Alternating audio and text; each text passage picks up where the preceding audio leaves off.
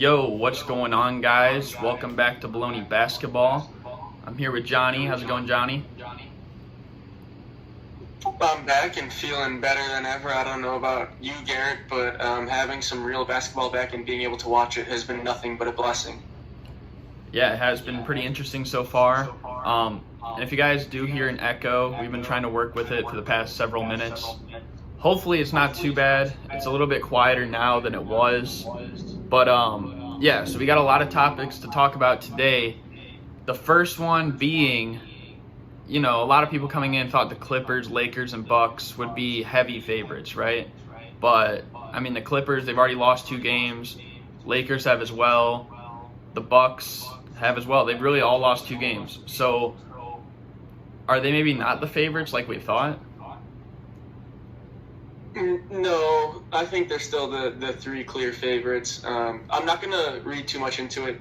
The Lakers have officially locked up the 1 seed. So they can take their foot off the brake a little.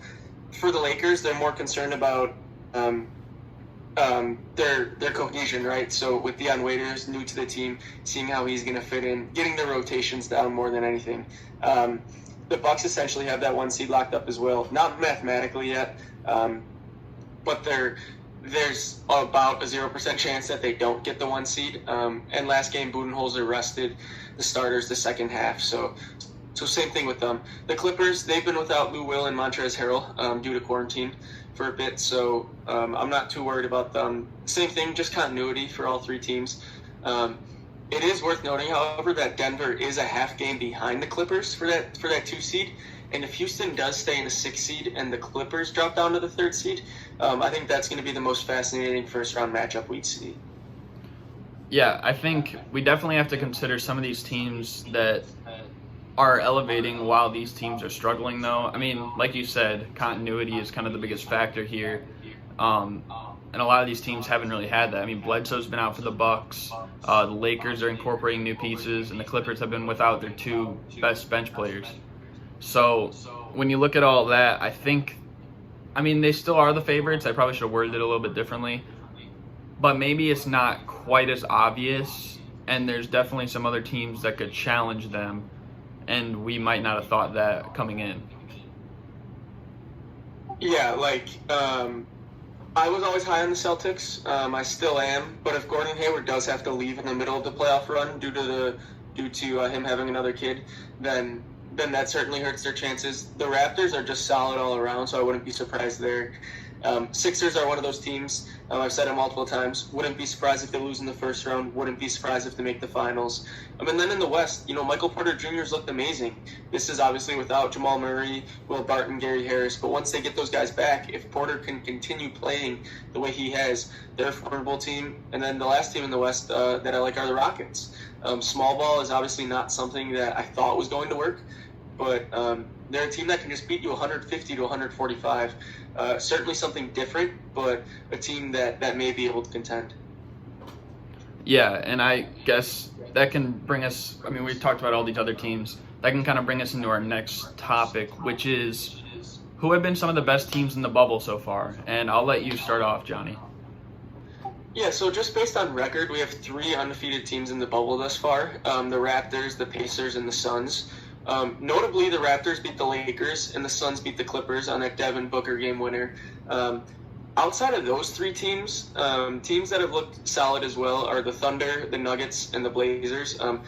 The Thunder have been without Dennis Schroeder, but they're still playing very solid basketball. The Nuggets, as I mentioned earlier, without Murray, Barton and Harris still playing well, especially with Michael Porter Jr. coming out. And then the Blazers finally have Nurkic and Collins back.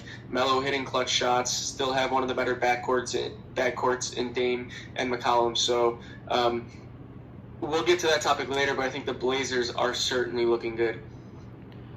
Yeah, I probably agree with all those things. I've said for a while, if the Pacers are 100% healthy, I think that they can compete almost with any team in the East.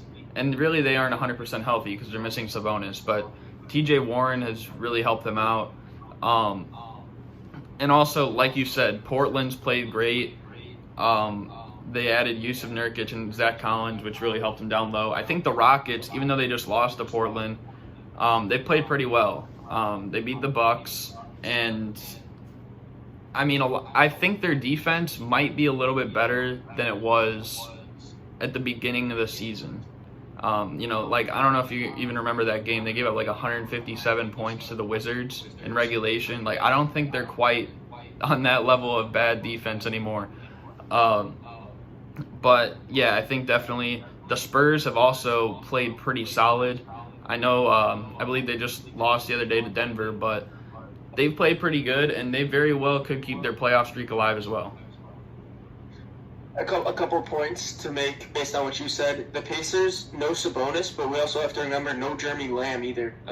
Was supposed to be, or was one of their better pickups, whether who's coming off the bench or starting. So without him, that also puts a dent into their chances. And then the Rockets, yeah, they've looked good defensively. James Harden, it certainly looks like he's improved his defense a bit, hanging in there with Giannis. So I think these are some teams that we can keep an eye out on. Yeah, and I guess that can bring us to who we think are some of the bad teams so far in the bubble. I think the first one that probably would come to mind would be the Grizzlies. They were the 8th seed. They were 4 games ahead of Portland and New Orleans and San Antonio, I believe. So a lot of people thought, yeah, they're pretty much going to at least make the play-in. But now, I mean, they've lost 4 in a row. They've lost 5 in a row, counting, the games prior to this, and then if you include preseason, they're 0-7 in their last 7 times they've played against other teams. So they haven't looked very good, and now they just lost Jaren Jackson Jr. to torn meniscus, so it's going to be really tough to see if they even make the play-in. Also, the Sacramento Kings haven't really been that great. Obviously, teams like the Nets, the Wizards, they're missing their star players as well. So we're not really going to expect too much of them. And like we said, the top teams, they've been a little disappointing so far in the bubble, but I'm not really too worried about them. I don't know what you think. Yeah. In terms of just winless teams, you mentioned them all, Wizards, Grizzlies, and Kings. Didn't really have expectations for either the Wizards or the Kings. The Grizzlies obviously have downplayed their expectations, haven't been playing great. No Jaren Jackson hurts them. I figured that they were a shoo-in to at least make the playoff game, or the play-in game. I still think that they will make it. They have a 2-game lead. I think there's 5 games left, so I still think that there's a good shot they get that. The Pelicans also haven't looked good, and as we record this at the moment, the Pelicans are playing the Kings, so we'll see who can kind of get out of their rut. Another team to mention are the Mavs. They're 1-2 in the bubble, but they have that 7 seed essentially locked up to the point where they're only going for wins, right? Like, they're just trying to win to get up to that 6 seed. And in the process of doing that, they passed up an easy 2 to tie the game against the Suns and just went for the win with a 3 and missed it. So they very well could be 2-1. So I'm not going to look too much into that either. Yeah, and I will say another team that's kind of looked disappointing, I believe they're 500, but probably the Utah Jazz. I mean, they beat Memphis the other day, and they beat New Orleans on the opening day.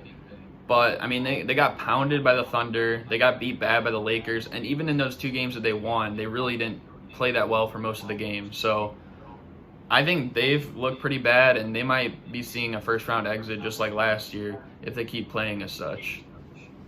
But yeah, I think the loss of Bojan Bogdanovic could not be understated. Probably their best perimeter shooter. Plays a ton of minutes, one of their better perimeter defenders, just really gives them depth that they don't have now. So that was kind of one of my bigger takeaways from Utah, but are there other notable takeaways from any of the games you've seen thus far? Well, I will say a notable takeaway, at least for Memphis's case, is I don't know if they came into the bubble with the right mindset. I mean, they asked Ja Morant what he thought of the play-in tournament, and he was saying, I think it's not fair. I don't really understand it, all this other stuff.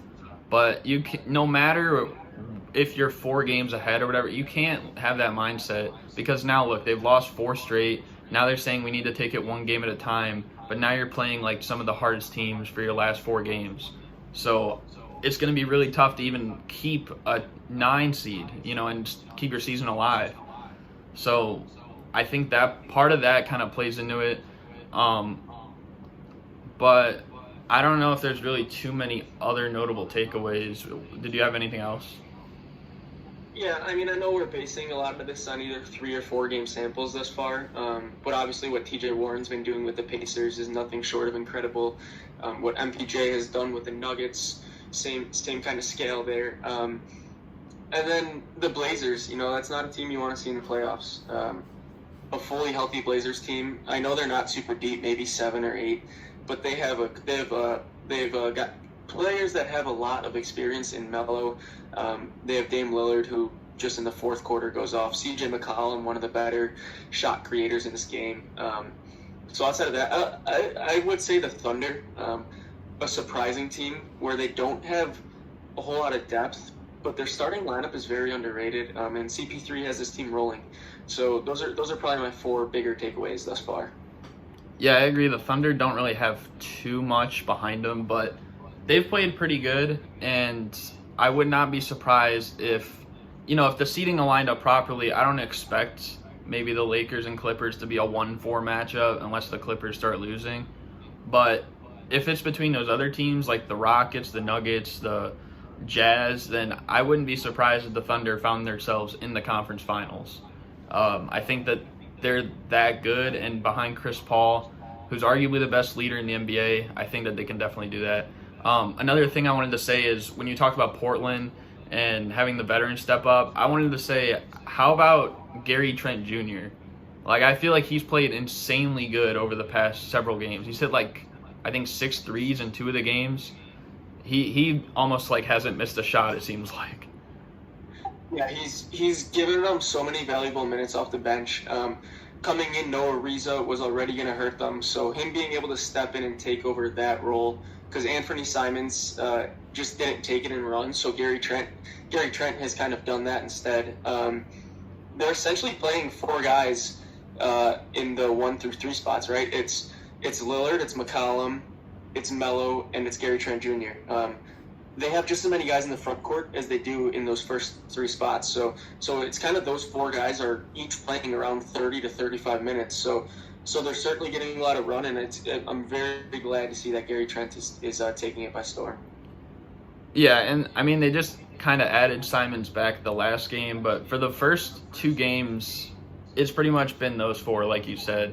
And I think the way Dame and CJ have played in every fourth quarter so far has been pretty insane, and that's why I think potentially they're just as well in the mix with those teams like the Nuggets, the Rockets, the Thunder, all these other teams, because now they're 100% healthy.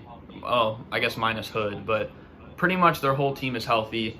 And if a team like the Lakers, who's pretty much locked up the first seed now, if they end up playing a team like Portland, I wouldn't be surprised if that series went 6 or 7. Yeah, it's probably the most nightmare-ish first-round matchup that the Lakers could imagine. But Portland has to still get that 8 seed, so we'll see what happens. Yeah, and I mean, we have this as the last topic, but we can skip to this first and jump back. Who are your picks to make the play-in, and who do you think ends up getting the final spot in the West? Yeah, so I'm gonna stick with Memphis at the 8 seed. I think they're only gonna hold on by maybe a half game or so, and I think it's realistic to assume that every single team that's fighting for that 8 seed, which I think is 5 more, are within 4 games. But it's only the team that's closest. And I think that's going to be Portland, and I think Portland will win 2 games in order to get into the playoffs. No, Jaren Jackson destroys the Grizzlies. And if you match up with the Blazers, who have Collins, who have Nurkic, who have Whiteside, only having Jovel as your real big is going to be tough. If he gets into foul trouble, it's essentially game over.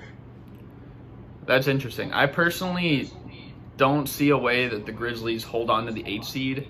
Maybe they could get the 9 seed and still make the play-in, but I don't think they'll hold on to the 8 seed at all. I think the Blazers will get the 8 seed, and I think the Pelicans, who have a very easy schedule, will make the 9 seed, and therefore they'll have to win 2 games against Portland. They might win 1, but I don't think that Portland loses both games to them. I also have the Blazers making it, though. Yeah, that would be a crazy matchup. That would probably be the matchup I'd hope for most, is Portland versus Pelicans for the play-in. So for that sake, I kind of hope that does happen. Yeah. I mean, I think it would be the most entertaining for sure. But we have one more quick thing to touch on, and it's pretty disappointing. So the other day, the Bucks played the Brooklyn Nets. The Brooklyn Nets, who are pretty much missing like Durant, Kyrie Irving, Spencer Dinwiddie, DeAndre Jordan, pretty much their whole team. So obviously they had to sign guys to replace them. And even though they were shorthanded, they still won. But in the game, Jamal Crawford made a season debut. Unfortunately, he got injured. How big of a bummer do you think this is for Jamal Crawford? Because I know he's been working so hard to get back in the league. Yeah, it obviously sucks. You have to feel for him. I was so excited for him to get another shot, to be back on the court. With the Nets, it may not be the greatest situation because you don't expect them to make a playoff run at all. But it just sucks. Anytime you see a player like this be out of the league, work so hard to get back in the league, and then boom, just get injured, you just have to feel. You just have to feel for that player. And that's kind of the whole situation with Jamal Crawford. Yeah, I mean, every big NBA fan, knows Jamal Crawford for his insane handles and stuff like that. He's one of the flashiest players in the league. So even if he's not gonna, be efficient or have a great game, whatever, he's still gonna put on a show. And pretty much that's all the Nets fans, I think, are looking for at this point because, I mean, their team isn't really that great. I mean, they're on par with the Wizards, I'd say. They're probably the two worst teams in the bubble right now. But I think that, I don't know. I just think that, like you said, it pretty much sucks for Jamal Crawford. And who knows, if that injury is bad enough, that might be the last time we see him on an NBA court. Unless it's, a little bit not too severe, maybe he could make a quick return or something. But, I mean, he is, 40 years old now? I don't know if he's going to be rushing back from any type of injury like that. And if that's the case and that's the last game we see from him, then it kind of sucks. But hopefully then he can, join the big three because I feel like he would dominate that league. Yeah, and the other thing with Crawford is you have to consider that the NBA season is, you don't have as much time this offseason given how much they had to push back this season. So recovery time will not be as long as you'd expect or as long as you'd hope. Yeah, and you just reminded me about recovery time over the offseason.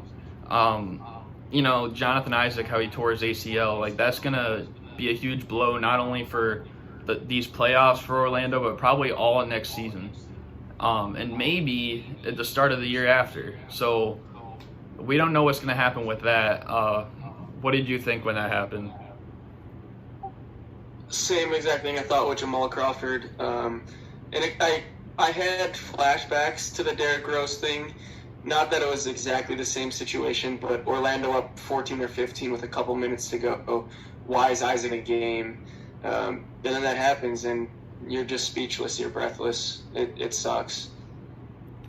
Yeah, definitely. I think that, and he's been injured all year. Same thing with Jaren Jackson Jr., who was injured right near the end of when the season suspended in March.